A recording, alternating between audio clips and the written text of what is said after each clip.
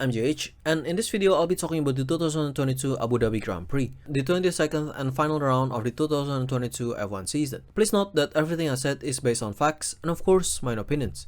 So, without further ado, let's start the video. First of all, let's see some of the news that's been going on before the race. Fred Vasseur, the principal of Alfa Romeo, is potentially moving to Ferrari for the 2023 season. Mick Schumacher is out of Haas' seat and Hülkenberg will become his replacement. And there will be an all-female category called the F1 Academy that will be a feeder to F1, 2, 3 as well as the W Series. Anyway, let's get into the performances. Max pretty much dominated the weekend, getting the pole, leading almost every single lap, no mistakes, and winning the race with no real trouble. Sergio did okay. Early on he trailed behind Max but gradually fell down as low as 5th, but later on he managed to catch up Hamilton and even came close to Leclerc. Unfortunately, Perez only managed to finish 3rd behind the Monegasque.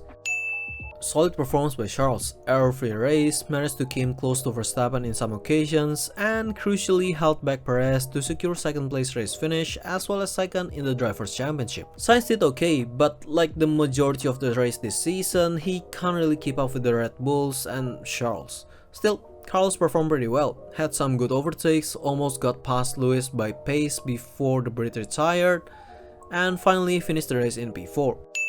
Great showing by Norris, he pretty much always inside the top 10 throughout the race, and at the latter part of the race when Ocon was getting close, Lando managed to keep his position, even going up due to Lewis's retirement.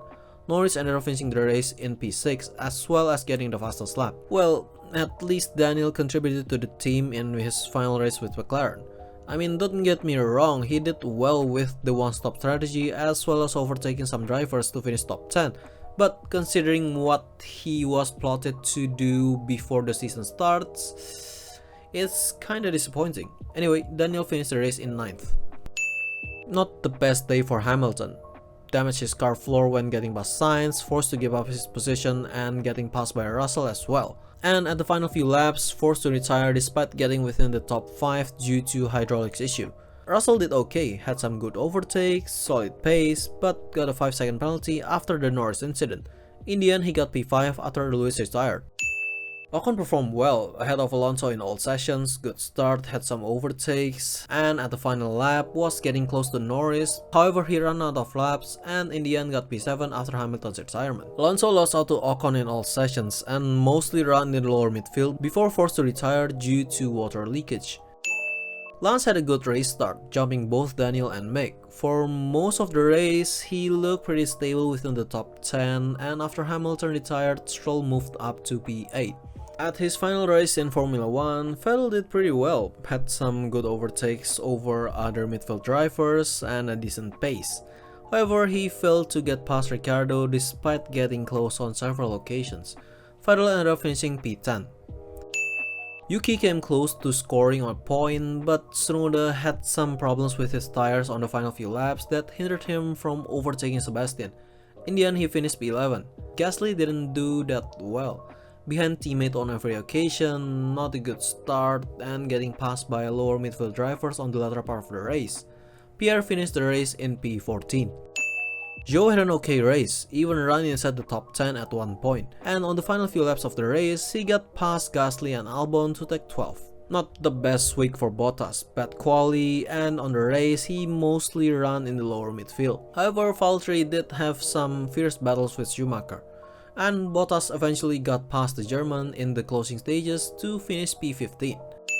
Considering his car, it's a solid performance by Albon, had some overtakes over Bottas and Magnussen, went as high as 11th, but in the end he finished P13 after getting passed by Zhou in the final laps. Slows in every session, mostly ran last, got bumped by Nick, and finally retired at around lap 55 due to electrical issues.